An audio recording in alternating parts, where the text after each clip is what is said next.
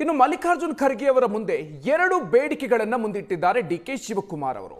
CM ಸ್ಥಾನವನ್ನ ನೀಡಬೇಕು, ಸಿದ್ದರಾಮಯ್ಯನವರು ಅಧಿಕಾರ ಬಿಡುವ ದಿನವನ್ನ ನಿರ್ಧರಿಸಬೇಕು, ಯಾವುದೇ ಕಾರಣಕ್ಕೂ ಕ್ಯಾಬಿನೆಟ್ ಪುನಾರಚನೆ ಬೇಡ ಅಂತ ಡಿಕೆ ಶಿವಕುಮಾರ್ ಅವರು ಬೇಡಿಕೆಯನ್ನ ಇಟ್ಟಿದ್ದಾರೆ. ಒಂದು ವಾರದಲ್ಲಿ ಈ ಬಗ್ಗೆ ಹೈಕಮಾಂಡ್ ತನ್ನ ನಿರ್ಧಾರವನ್ನ ತೆಗೆದುಕೊಳ್ಳಬೇಕು ಅನ್ನುವಂಥ ಮಾತನ್ನು ಕೂಡ ಈ ಸಂದರ್ಭದಲ್ಲಿ ಹೇಳಿದ್ದಾರೆ. ಡಿಕೆ ಶಿವಕುಮಾರ್ ಎಐಸಿಸಿ ಅಧ್ಯಕ್ಷರಿಗೆ ಒತ್ತಾಯವನ್ನು ಮಾಡಿದ್ದಾರೆ. ಮಲ್ಲಿಕಾರ್ಜುನ ಖರ್ಗೆ ಅವರನ್ನ ಭೇಟಿಯಾದಂತ ಸಿದ್ದರಾಮಯ್ಯನವರಿಂದಲೂ ಕೂಡ ಡಿಮ್ಯಾಂಡ್ ಇಡಲಾಗಿದೆ. ಡಿಕೆ ಶಿವಕುಮಾರ್ ಅವರ ಮನವೊಲಿಸಿ ಅಂತ ಖರ್ಗೆ ಮುಂದೆ ತಮ್ಮ ಬೇಡಿಕೆಯನ್ನ ಇಟ್ಟಿದ್ದಾರೆ ಸಿದ್ದರಾಮಯ್ಯನವರು.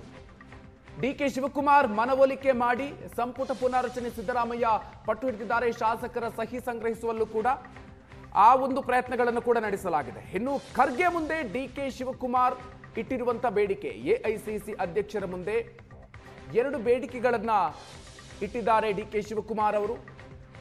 ಸಿಎಂ ಸ್ಥಾನವನ್ನ ನೀಡಬೇಕು, ಸಿದ್ದರಾಮಯ್ಯನವರು ಅಧಿಕಾರ ಬಿಡುವ ದಿನವನ್ನ ನಿರ್ಧರಿಸಬೇಕು, ಯಾವುದೇ ಕಾರಣಕ್ಕೂ ಕೂಡ ಸಂಪುಟ ಪುನಾರಚನೆ ಮಾಡಬಾರದು. ಈ ಬೇಡಿಕೆಗಳನ್ನ ಇಟ್ಟಿದ್ದಾರೆ. ಒಂದು ವಾರದಲ್ಲಿ ಈ ಬಗ್ಗೆ ಹೈಕಮಾಂಡ್ ನಿರ್ಧಾರವನ್ನ ತೆಗೆದುಕೊಳ್ಬೇಕು ಅಂತ ಡಿಕೆ ಶಿವಕುಮಾರ್ ಅವರು ಒತ್ತಡವನ್ನ ಹೇರಿದ್ದಾರೆ. ಏನು ಸಿದ್ದರಾಮಯ್ಯನವರು ಮಲ್ಲಿಕಾರ್ಜುನ್ ಖರ್ಗೆ ಅವರ ಮುಂದೆ ಇಟ್ಟಿರುವಂತಹ ಬೇಡಿಕೆಗಳೇನು ಅದನ್ನು ಕೂಡ ನಾವು ಗಮನಿಸ್ತಾ ಹೋಗೋಣ. ಡಿಕೆ ಶಿವಕುಮಾರ್ ಅವರ ಮನವೊಲಿಸಿ ಅಂತ ಖರ್ಗೆ ಮುಂದೆ ತಮ್ಮ ಬೇಡಿಕೆಯನ್ನ ಇಟ್ಟಿದ್ದಾರೆ ಸಿದ್ದರಾಮಯ್ಯನವರು. ಡಿಕೆ ಶಿವಕುಮಾರ್ ಮನವೊಲಿಕೆ ಮಾಡಿ ಸಂಪುಟ ಪುನಾರಚನೆಗೆ ಸಿದ್ದರಾಮಯ್ಯ ಪಟ್ಟು ಹಿಡಿದಿದ್ದಾರೆ. ಒಂದು ವಾರದ ಒಳಗೆ ಹೈಕಮಾಂಡ್ನಿಂದ ಸಿದ್ದರಾಮಯ್ಯ ಹಾಗೂ ಡಿಕೆ ಶಿವಕುಮಾರ್ ಮಧ್ಯೆ ಸಂಧಾನ ವಿಚಾರವಾಗಿ ನಿರ್ಧಾರ ತೆಗೆದುಕೊಳ್ಳುವಂತಹ ಸಾಧ್ಯತೆ ಇದೆ. ನಾಳೆ ಖರ್ಗೆ ಜೊತೆಗೆ ರಾಹುಲ್ ಸಭೆಯ ನಂತರ ಸಂಧಾನ ಸಭೆಯ ವಿಚಾರವಾಗಿ ಒಂದು ಸ್ಪಷ್ಟತೆ ಬರುತ್ತೆ. ಇವತ್ತಿನ ಮೀಟಿಂಗ್ನ ನಂತರ ದೆಹಲಿಯಲ್ಲಿ ಸಿದ್ದರಾಮಯ್ಯ ಹಾಗೂ ಡಿಕೆ ಶಿವಕುಮಾರ್ ಜೊತೆಗೆ ಚರ್ಚಿಸಿ ವರಿಷ್ಠರಿಂದ ಈ ಬಗ್ಗೆ ನಿರ್ಧಾರ ತೆಗೆದುಕೊಳ್ಳುವಂತ ಸಾಧ್ಯತೆ ಇದೆ. ನಿರ್ಧಾರ ಘೋಷಣೆಯಾಗಬಹುದು. ಸೊ ಎರಡೂ ನಾಯಕರು ಕೂಡ ಒಂದು ಕಡೆಯಲ್ಲಿ ಡಿಕೆ ಶಿವಕುಮಾರ್ ಅವರು ತಮ್ಮ ಒಂದು ಬೇಡಿಕೆಗಳನ್ನ ಮಲ್ಲಿಕಾರ್ಜುನ ಖರ್ಗೆ ಅವರ ಮುಂದೆ ಇಟ್ಟಿದ್ದಾರೆ.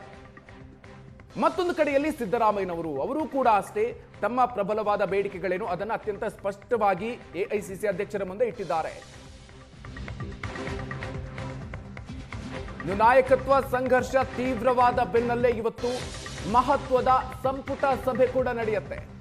ಸಂಪುಟ ಸಭೆಯಲ್ಲಿ ಮುಖ್ಯಮಂತ್ರಿ ಮತ್ತು ಉಪಮುಖ್ಯಮಂತ್ರಿಗಳು ಮುಖಾಮುಖಿಯಾಗಲಿದ್ದಾರೆ.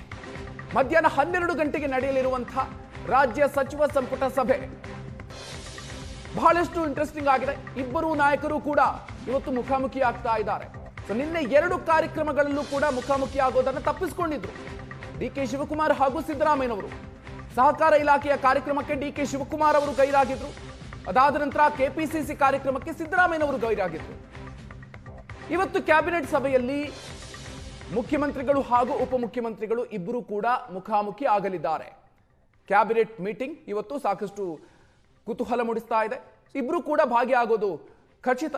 ಸಂಪುಟ ಸಭೆಯಲ್ಲಿ ನಾಯಕತ್ವ ಗೊಂದಲದ ವಿಚಾರಗಳು ಏನಾದರೂ ಪ್ರತಿಧ್ವನಿಸುತ್ತಾ, ಆ ವಿಚಾರಗಳು ಚರ್ಚೆಗೆ ಬರುತ್ತಾ? ಅನೌಪಚಾರಿಕವಾಗಿ ನಾಯಕತ್ವ ಗೊಂದಲದ ಬಗ್ಗೆ ಚರ್ಚೆ ಆಗುವಂತ ಸಾಧ್ಯತೆ ಇದೆ. ಹೆಚ್ಚಿನ ಡೀಟೇಲ್ಸ್ ಕೊಡ್ತಾರೆ ನಮ್ಮ ಪೊಲಿಟಿಕಲ್ ಬ್ಯೂರೋ ಚೀಫ್ ಆನಂದ್ ವೈದ್ಯ ಮನೆ ಇದೀಗ ನಮ್ಮ ಜೊತೆಗೆ ದೂರವಾಣಿ ಸಂಪರ್ಕದಲ್ಲಿದ್ದಾರೆ. ಆನಂದ್, ಇವತ್ತು ನಡೆಯುವಂತಹ ಸಂಪುಟ ಸಭೆಗೆ ಇಬ್ಬರು ನಾಯಕರು ಕೂಡ ಬರ್ತಾರೆ ಅನ್ನುವಂಥದ್ದು ನಿಶ್ಚಿತ ಆಗಿದೆ. ನಿನ್ನೆ ಇಬ್ಬರು ನಾಯಕರು ಕೂಡ ಭೇಟಿ ಆಗೋದನ್ನು ತಪ್ಪಿಸಿಕೊಂಡಿದ್ರು. ಸೊ ಇವತ್ತಿನ ಸಂಪುಟ ಸಭೆಯಲ್ಲಿ ನಾಯಕತ್ವದ ವಿಚಾರವಾಗಿ ಕೂಡ ಅನೌಪಚಾರಿಕ ಚರ್ಚೆ ಆಗುವಂತಹ ಸಾಧ್ಯತೆಗಳು ಕೂಡ ಇದೆ ಅಂತ ಡೀಟೇಲ್ಸ್ ಅನ್ನ ನೀಡ್ತಾ ಹೋಗೋದಾದ್ರೆ, ಈಗಾಗಲೇ ನಾಯಕತ್ವ ಸಂಬಂಧಪಟ್ಟ ಹಾಗೆ ಸಹಜವಾಗಿ ಮುಖ್ಯಮಂತ್ರಿ ಸಿದ್ದರಾಮಯ್ಯ ಮತ್ತು ಡಿಸಿಎಂ ಡಿಕೆ ಶಿವಕುಮಾರ್ ಮಧ್ಯೆ ಜಟಾಪಟಿ ಮುಂದುವರೆದಿದೆ. ಸಹಜವಾಗಿ ಎರಡು ಪಾಳ್ಯದಲ್ಲೂ ಕೂಡ ತಮ್ಮದೇ ಆಗಿರತಕ್ಕಂಥ ರಣತಂತ್ರವನ್ನ ಇಬ್ಬರು ನಾಯಕರು ಮುಂದುವರಿಸಿದ್ದಾರೆ. ಇದರ ಬೆನ್ನಲ್ಲೇ ಇವತ್ತು ಮಧ್ಯಾಹ್ನ 12 ಗಂಟೆಗೆ ಸಚಿವ ಸಂಪುಟ ಸಭೆ ನಿಗದಿಯಾಗಿದೆ. ನಾಯಕತ್ವ ಗೊಂದಲ ಆರಂಭಗೊಂಡ ನಂತರದಲ್ಲಿ ನಡೀತಾ ಇರತಕ್ಕಂಥ ಮೊದಲ ಸಚಿವ ಸಂಪುಟ ಸಭೆ ಆಗಿರುವಂತಹ ಹಿನ್ನೆಲೆಯಲ್ಲಿ ಸಹಜವಾಗಿಯೇ ರಾಜ್ಯದಲ್ಲಿ ಈಗ ನಡೀತಿರ್ತಕ್ಕಂಥ ವಿದ್ಯಮಾನಗಳ ಬಗ್ಗೆ ಪ್ರಸ್ತಾಪ ಆಗತ್ತೆ. ಯಾಕೆಂದ್ರೆ ಈಗಾಗಲೇ ಇವತ್ತಿನ ಸಚಿವ ಸಂಪುಟ ಸಭೆಯಲ್ಲಿ ಇಬ್ಬರು ಕೂಡ ಮುಖಾಮುಖಿ ಆಗ್ತಾ ಇರುವಂತಹ ಹಿನ್ನೆಲೆಯಲ್ಲಿ ಸಹಜವಾಗಿ ಈ ಸಚಿವ ಸಂಪುಟ ಸಭೆ ಕುತೂಹಲವನ್ನು ಮೂಡಿಸಿದೆ. ಒಂದ್ ಕಡೆ ನಿನ್ನೆ ನಡೆದಂತ ಕಾರ್ಯಕ್ರಮದಲ್ಲಿ ಕೆಪಿಸಿಸಿ ನಡೆದ ಕಾರ್ಯಕ್ರಮದಲ್ಲಿ ಸಿಎಂ ಭಾಗವಹಿಸಿರ್ಲಿಲ್ಲ.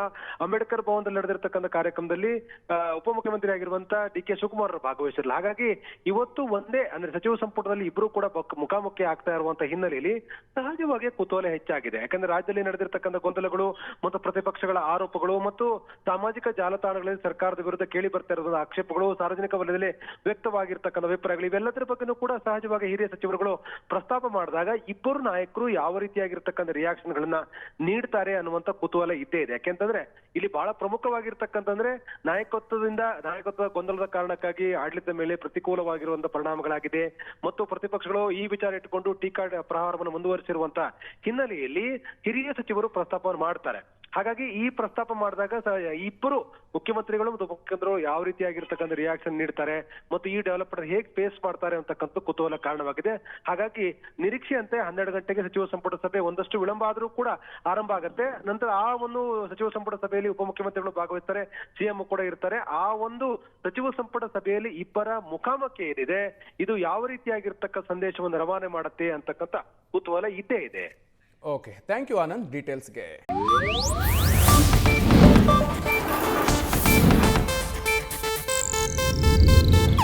ಇದು ಏಷ್ಯಾನೆಟ್ ನ್ಯೂಸ್ ನೆಟ್ವರ್ಕ್ ಪ್ರಸ್ತುತಿ.